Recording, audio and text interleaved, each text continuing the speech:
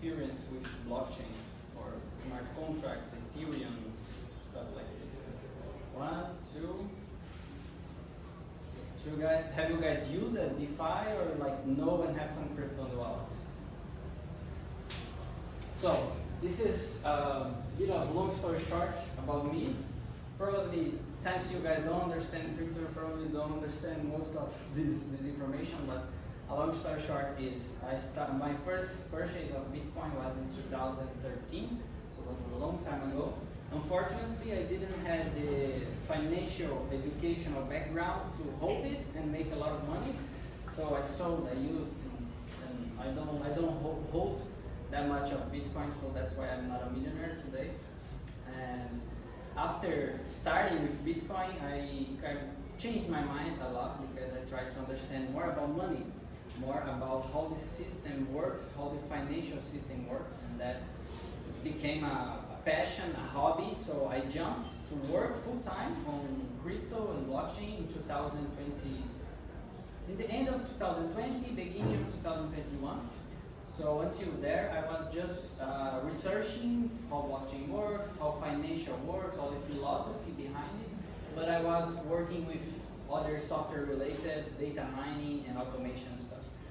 So after 2021, I started this journey that is described in these points, and today we have a community of more than 10,000 developers in Latin America. We've reached a lot of different countries in the world. So I've born in a small city, small town, not that far from here. It's called Porto União. And after that, we started traveling the world to explain how blockchain works, and that led me to travel to more than almost 20 countries. We went to Hong Kong, Japan, a lot of different countries to spread the message about how blockchain works. And in the end, everything resumes to this. We're building a decentralized computer. So probably most of you guys have used apps like Instagram, WhatsApp, iFood, all sorts of applications, and all these applications are built in a server. How many of you guys have a technical background? Like from IT, knows programming? Okay, most of you. Okay. How many of you know Rust or backend languages? Okay. So we are basically building a decentralized computer. This started with Bitcoin, but became another thing. And after Bitcoin bringing the possibility to exchange money across the world, we have some guys who started to think beyond transferring value and started to question how can we have a decentralized computer. Can someone think of something why we need a decentralized computer? Does someone have an idea? One good example: censorship, resistance, nothing.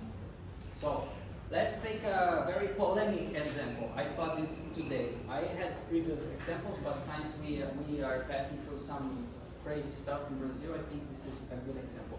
How many of you guys have known about the media, Instagram, that when someone posts a photo doing some sign-outs like this, it can be associated with a criminal faction in Brazil? Have you guys received this news? So this is something that we don't know if it's real or not, but we've seen some news about it. And let's take this action, this possibility of being associated with a criminal faction, right? After this discussion started, we have another crazy situation that also happened very recently, where the United States asked Brazil to declare criminal factions as terrorists. How many of you guys have known about it? Right? So we have, in one side, we have one line of things happening that you can be associated with criminal faction, and another situation you can have criminal factions being considered terrorists by United States. Since we all know that most of the cloud computation is based on US, AWS, we have Google Cloud, we have a lot of different platforms that are mostly US based. We know that here in Brazil we have a lot of innovation, but also we host a lot of our infrastructure in the US. Not just Brazil, but the whole world hosts a lot of stuff on US.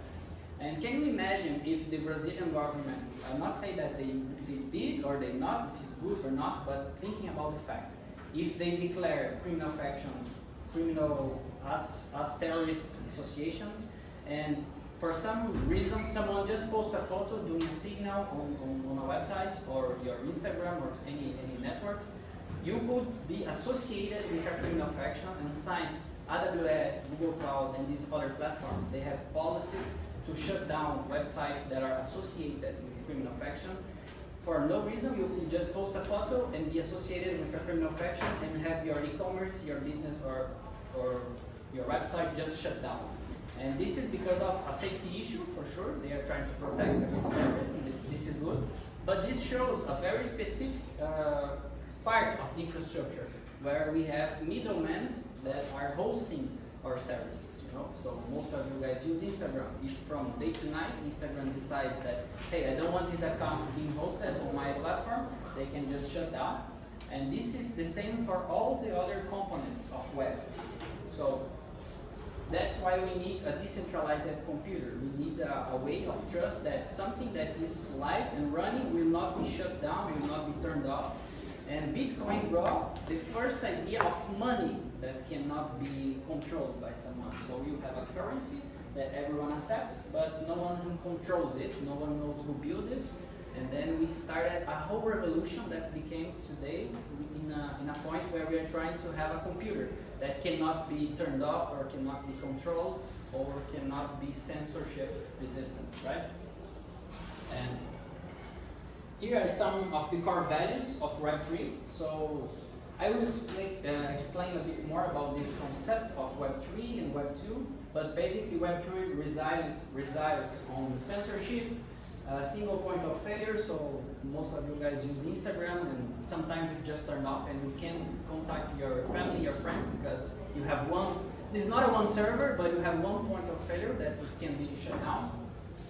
You have data manipulation. Sometimes you don't know if the data is real or not because you have entities that own this data and can manipulate this data the way they want. And here I have a good example of comparing Web 2, Web 3. What is this term? What is Web 3, right? So the first version of internet in 1980, 1990s, we have an internet where most of us wasn't even born, but who accessed the internet, they could not publish on the internet. They could just read, right? It was like very specific system who had access to publishing in the web because it was very expensive. So it was a matter of universities, banks, and government, so it was very specific. Most of these cases, the web was static. We could just read information, we could not publish. Then we have the Web 2, which brings us the possibility of posting on the internet, which brings us to everyone's microphone where we have voice, we can share what we think, what we thought, what we want, etc. So first version of web, we can just read. Second version of web, we can publish and read and publish. The third version of the web, we own it. We own what we are publishing, because today if we publish in a social media or anything for some arbitrary reason, we can be removed from the network. And in the Web3, we are owners of the content, we are owners of the system, we are owners of this data. But this data needs to reside in a reliable system, right? That's why we cannot just publish in any website and say, hey, this is Web3. And this all started with this guy. He's called Gavin Wood. In 2014, he started Ethereum. I think if you guys today started to type on Google Web3, smart contracts, decentralized computing, any technical word that I'm using today, you probably end up in Gavin Wood and his work with Ethereum, where he created the first platform that we could program decentralized logic. After Bitcoin, the first innovation was Ethereum. So Bitcoin, we could transfer value in a decentralized way without needing to trust someone in the middle to agree that the money is real. We have a set of rules that if everyone follows, we will end up in the same result. Then he created Ethereum where we could have programming, we could have logic. We could program money to say, hey, if someone's lock X amount of money in this contract, and if someone agrees or not agrees, we have logic on top of this money. But this analogy, it has limitations, because if we compare it as a computer, because this whole idea came from the thought that we need to have a decentralized computer. And today, if you look for crypto, you find Ethereum, that's what I just said, but Ethereum has these limitations, because Ethereum has just a CPU in storage and network. The programs can talk to each other inside this network. It can transfer money to one another. It can be attached to assets in real life, but it's very niche. It's very specific. You can't have other logic run into it because it's a very limited environment. And Polkadot is building it where we already built what Ethereum does, but we bring another feature that is the OS level, because Ethereum can't be rebooted, Ethereum can't be changed. It has a lot of flags, let's say. It can be changed, but it needs a lot of off-chain coordination. If the code is running and all the developers want to change that code, they need to talk to each other in an off-chain. This data is not publicly available for all the users.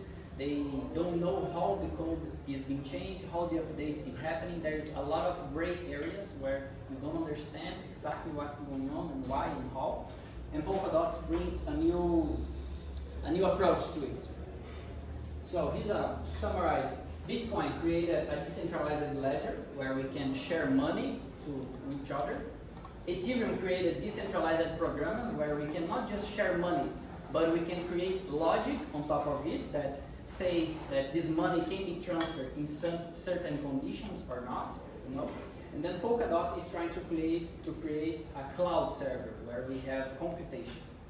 And that's why if you guys started today to research more about crypto, research more about everything I'm saying here today, you probably find a lot of different opinions about Polkadot, because Gavin Wood, he created Ethereum, and after noticing all these limitations, all the problems that it has, and it was required to update, he tried to coordinate with the other groups and found a lot of limitations. So he left Ethereum and started from the scratch, because he built something and realized, okay, this works, this fixes a big part of the problem, but it doesn't fix the whole problem. It needs to be rebuilt. And then he left and started all again. And this cost a lot of speed when you compare it to the market. So if today you enter to crypto, you see Solana, Ethereum, Avalanche, a whole bunch of lists of crypto, blockchains, and decentralization. But if you dig a little deep into the infrastructure to understand how it really is being built, you notice that most of these software companies, they are focusing on the scalability. They are trying to scale, they are trying to provide a good service, but they are, how can I say, they are not forgetting, but they are not paying too much attention in one very specific concept of this, that is the decentralization. And Polkadot tries to create everything without leaving the decentralization apart, because in the whole system we have a trilemma.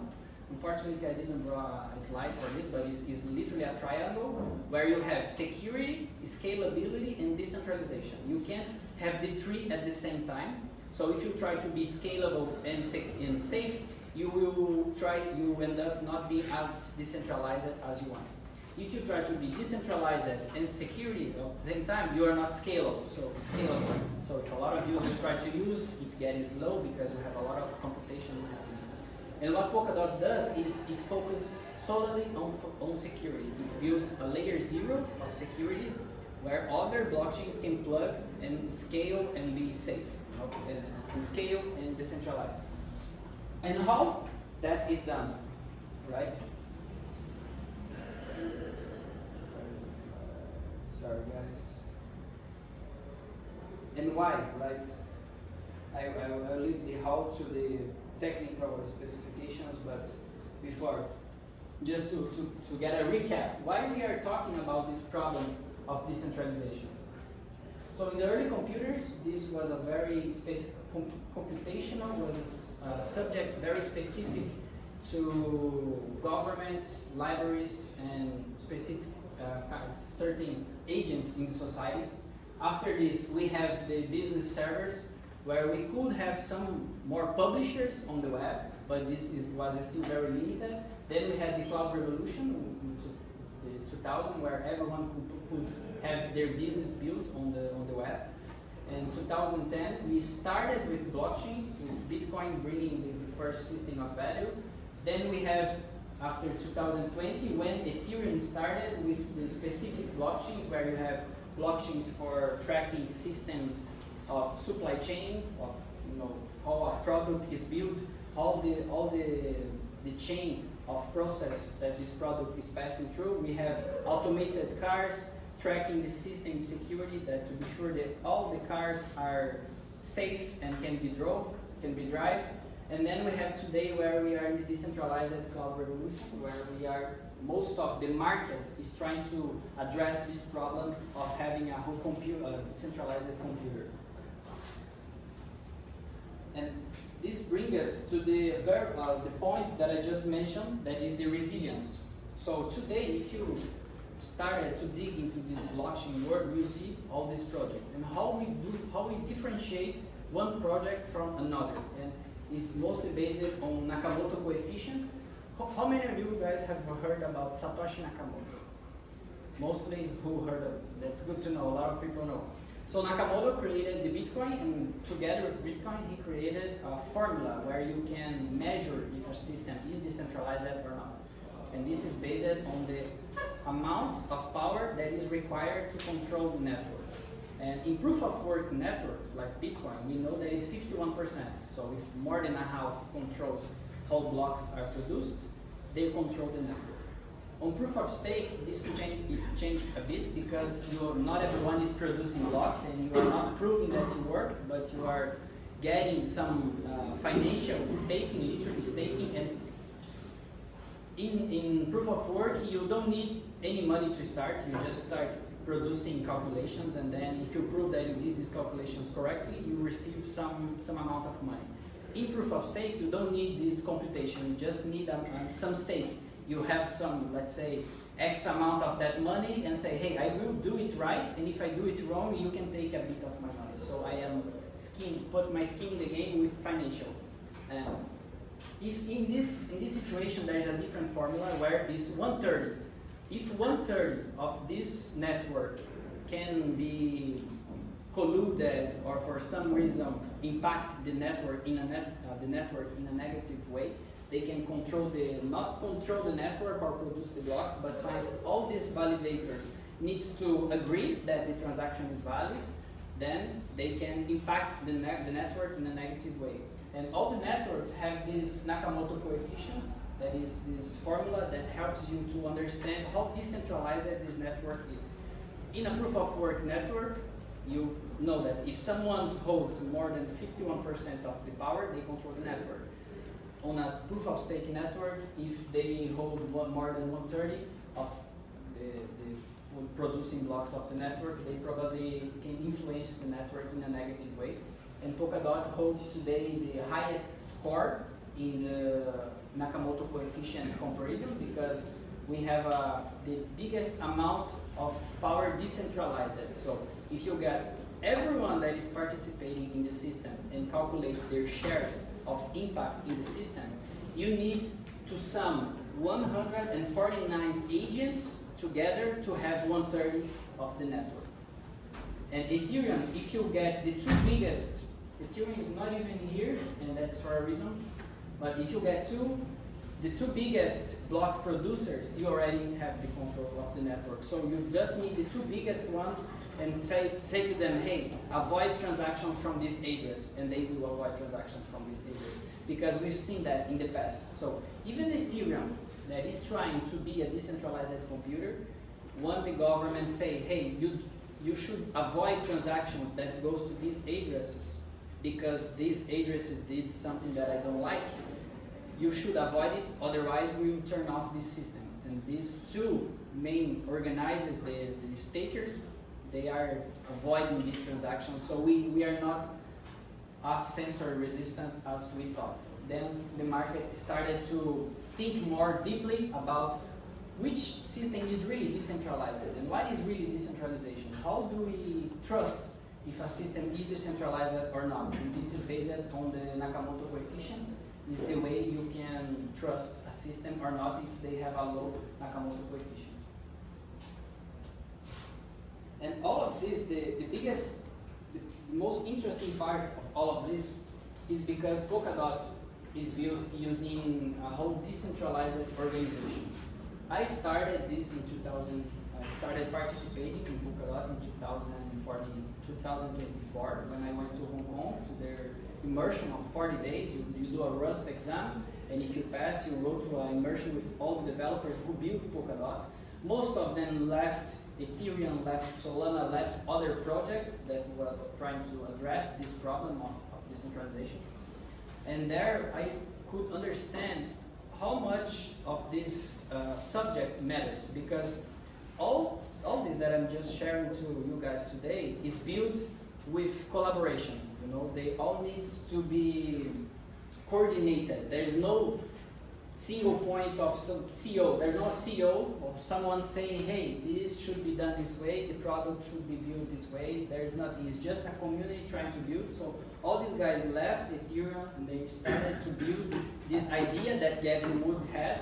Today Gavin Wood is not leading the project anymore. He's building the next version of this project, which I will show a few slides in the end.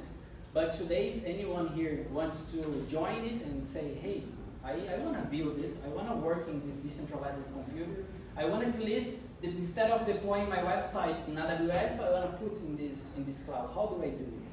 And this is always done through the Polkadot DAO, which is a set of agents trying to coordinate and build this project through fellowships. Today we have 2 fellowships. One of these fellowships is the technical fellowship, where everyone receives a salary, and these salaries, all of this is based on evidence. Here we have one example of evidence. This guy, he posts on GitHub. He opened his pull request and say, hey, I did this, and he attached all the links to the pull request he'd done in the past and was accepted, and everything is done through evidences. So today we are recording because I will submit this evidence and say, hey, I'm working for the ecosystem, I'm trying to spread and explain. And as I am here today trying to explain what was built, there are other guys building the system, and we have a whole list, we have a roadmap, everything that a company with CEO, CTO, everything that a normal company has, this company have, but it's everything done through voting. All these voting systems, here's one example of the rank requests, where we have Lennox and Grok2 trying to retain on the first rank, and we have, I think it's 7 ranks in this fellowship. Here's, for example, is the top architects, where they got the benefits of 16,000 USDT per month. And each architect, each hierarchy of system development, architecture, or just a developer, full stack, the backend, etc. All these developers, they have their roles in the system. And here, instead of needing to pass through a process of screening, proofs, submitting a proof of your work, asking for indication, all of this, you don't need any of that. If you guys know code, know something about how to use AI to do whatever, you don't even need to code. You can share the message, but if you know to code, is a better way to start, because you can go to the public repositories and look at the issues that are open and say, hey, I want to work on this issue. There's a lot of resources and lists showing all the tasks, all the jobs that needs to be done. And you just get the tasks, submit the evidence to prove that, hey, I did this work, or at least I tried. You can associate everything, all the resources you tried, and someone else will reach out to you to help you get engaged. But this is a whole decentralized company where you don't need to talk to one specific person to be hired. And this decentralized company today holds $200 million in the treasury, and we have this, today we have a little more of this proposal, we are reaching 1,500 of proposals, and these proposals are for all different subjects. People trying to change, there are even people trying to change the name because, hey, the name is burned in the market because everyone compares Polkadot to Ethereum, Polkadot to Solana and other projects that they're not related. They're trying to rebranding. There's people trying to develop new features in this product saying that, hey, we should be building this because of this and this and that. There's a lot of arguments, and then it becomes social environment where you do your work and you talk to your peers to see if what you are doing is aligned with the community. So everything is built and done in a community environment. And here is the ranks. Any questions so far, guys? How are you doing? Am I talking too fast, too slow? How is the value attributed to each group of work? Who says what each piece? Most of the cases are based on the scarcity. So there is a few developers working in very required features, and if you do some work that is like very required, you probably receive a great higher payment because you did something that few people can do. But there is also starters tasks, where you just fix. Most of case is documentation because all of this is being updated daily. This is another big difference from Polkadot to other blockchains because these other blockchains, they have a product built and it's hard to change because this is something that is shared among many thousands of computers, so it's hard to update all of this. And Polkadot has a way that this problem doesn't happen, so it can be updated in a daily basis. So every day we have new features, new software updates, bug fixes, and the documentation gets outdated. So when I started was with documentation, I was reading the docs and understanding the protocol, and I said, hey, this is not exactly like this. I was trying to build, it was hard, the parameters was different, the names was different, and then I started to get an update, submit requests to update documentation, and some other guys started to reach out, hey, look what you're doing, I was doing as well, look at my branch.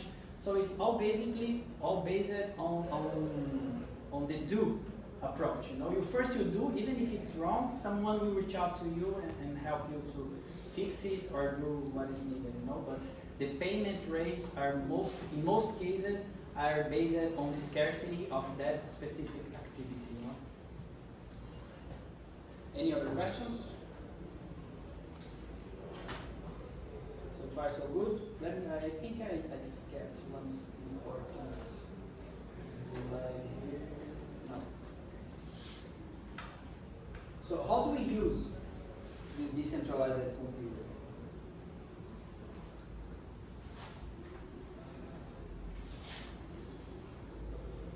Since many of you guys have a technical background, we know that in the end, a computer is just a very powerful calculator, right? It just runs up codes and assembly instructions that get bits from here and move these bits and sum these bits and do crazy things with zeros and ones.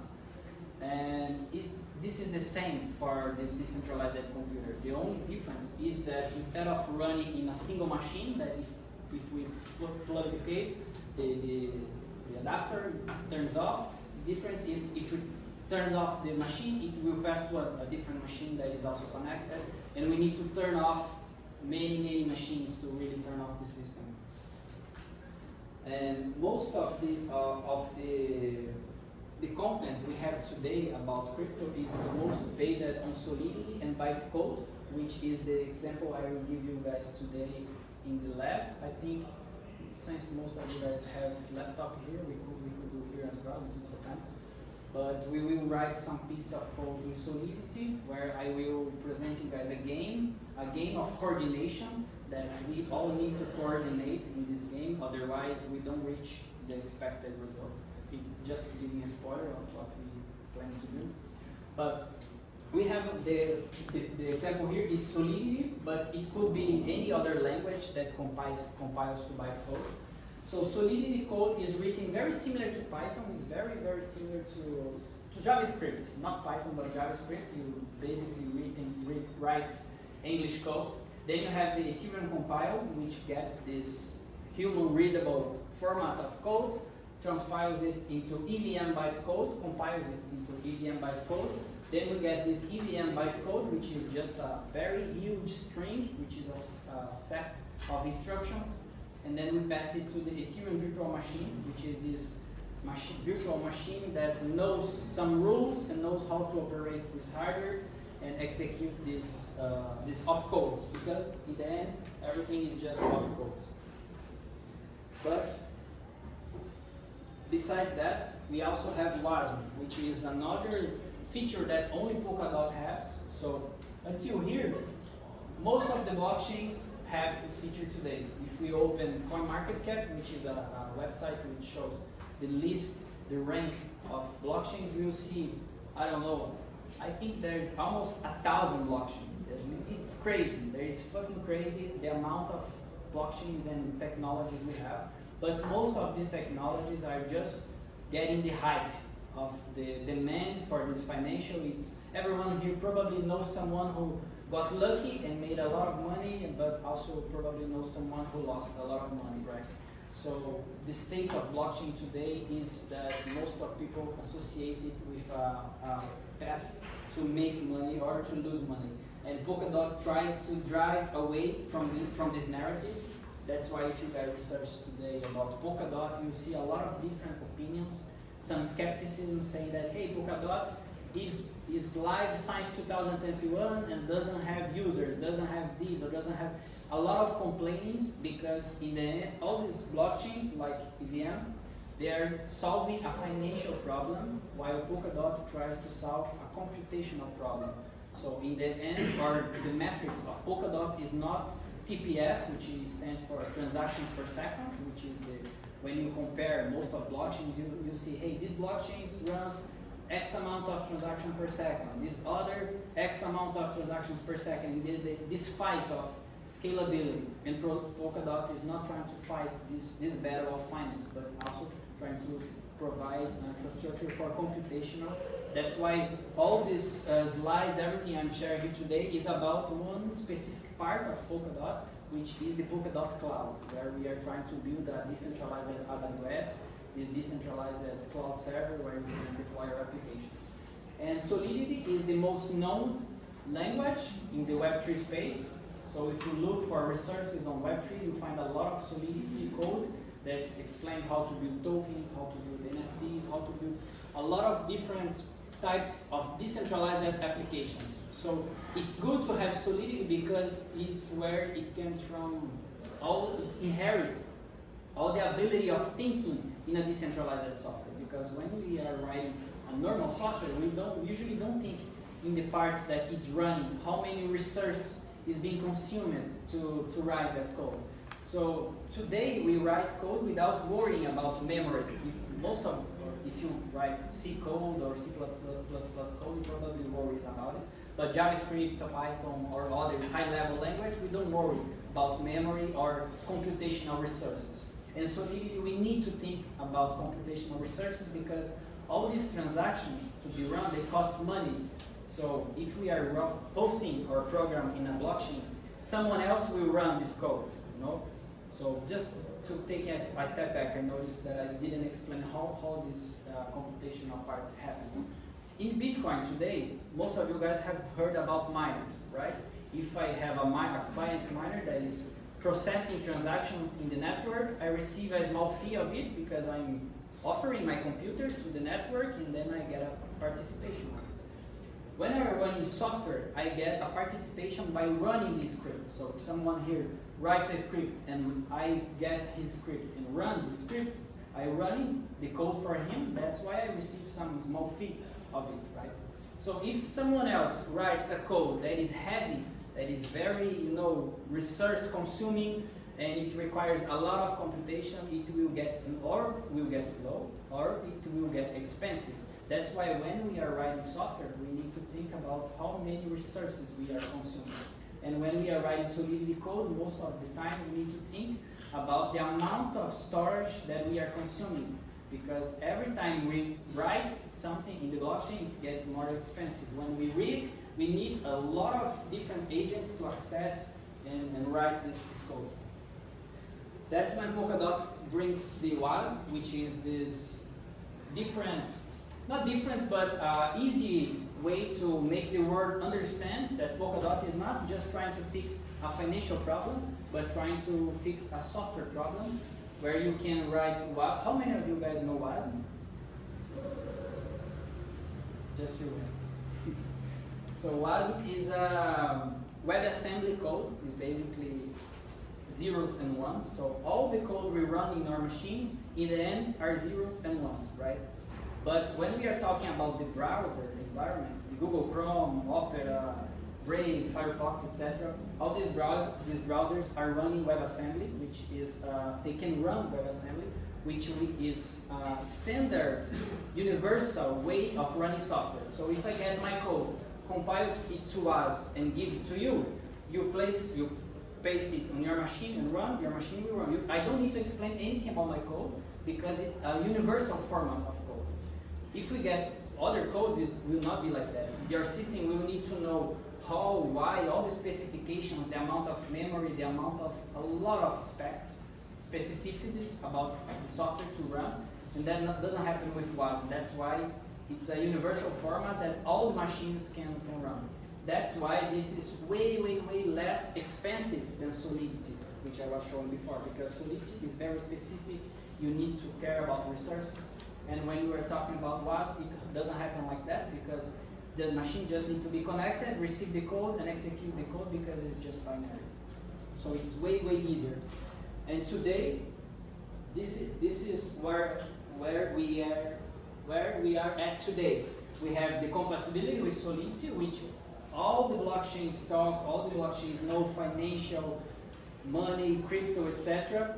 can be deployed on Polkadot, but Polkadot takes a step beyond and goes beyond just financial problems and you can deploy any other type of application that is based on WebAssembly. And now the team is working in this next version, that is the RISC-V. How many of you guys know about RISC-V? That's good to know. That's really good to know. I think you have a question. Yes. I don't know if I understood it correctly, but you basically said that what you guys are doing is Polkadot is creating somewhat of a shared operational system in which you can like upload a code and then I don't know, run someone else's PC around the world. What I was thinking is how do Polkadot handles the idea of like overheating the network? Like you start running a lot of code just with the intention of overloading the system. Is that a thing or? Yeah, for sure. This is why people doesn't DDoS the network, yeah. Right? If you run my code, why can I just float you with code anywhere? Yeah. So all this computational that is happening, there is two situations. One, that is the situation we are building right now, is where you have this environment where you run whatever code you want. And there is the situation where the product is built today, where you run transactions and all of this, right? So when a transaction arrives in the node, this node receives this transaction. Before running these transactions, it requires how can I say, some upfront amount that you paid, and you paid, hey, my code will not break. If my code breaks, you can take a huge fee of this. If not, you just get a small fee. So to run the code, you kind of lock some amount of dot, let's say, that after this is in the header of the block. So I will start running, and if I see, okay, I run, I access all the memory, I do everything that is required, then in the end of the processing power, I turn this money to you. That's why I know that you will not try to DDoS the system because you need a lot of financial resources to do that. It won't be like proof of stake. You put your money to ensure that you're not gonna upload a bad or like code that is gonna harm. Yeah, exactly. It's the same kind of. It's the same mechanism, because in the end, it's a game theory where you need to have incentives for everyone to behave as expected. Otherwise, everyone will get prejuízo. everyone will get, denied services, will have problems to run the network. Yeah, I see. I hope I'm not going too far away from your. No, this is very connected with the subject I'm bringing today. So until today, where we have these two architectures happening, where we have Solidity, transactions, EVM compatible, and we have WASM, is universal format of code that can be run in machine. These pieces are built in a system where today it is required for you to rent. You need to rent a core. So as he was asking, how do I prevent the network to don't receive a DDoS attack, right? Because I need to rent a core. I need to rent a space and say, hey, I want a week of cores to run my code. If it doesn't take a week, I want the refund. If it takes a week, you can run during the week. This is the mechanism we have today. And we are building an infrastructure to be compatible with RISC-V, which is an architecture, open source architecture of processors. So today we have Apple from ARM, which is most known architectures, but they are closed source. You cannot go into your home and start building a processor following their architecture without paying them royalties. That's why the community is trying to address the RISC-V. Unfortunately, there is not a lot of processor and chip manufacturers building RISC-V architectures, but we can emulate this in a virtual environment. So that's why the team of Polkadot is now the developers, the technical fellowship, the people responsible for the roadmap. They're trying to reach the RISC-V compatibility, where we will be able to run literally any piece of code. These guys already achieved some success. Here we have Gavin Wood giving a presentation about showing he was running Doom. So last week they achieved running Quake, which is another game that is very heavily consume oriented. It requires a lot of resources, and we are still in the path to build this RISC-V compatibility. But today we can run these machines just in test mode. So it's still very technical for who knows Rust. We can download this code and build and iterate on top of it. But today we just have the Solidity compatibility and WASM compatibility. And I think from now it would be good to, I don't know if we have enough time to jump to the presentation. I think if someone has any question or not.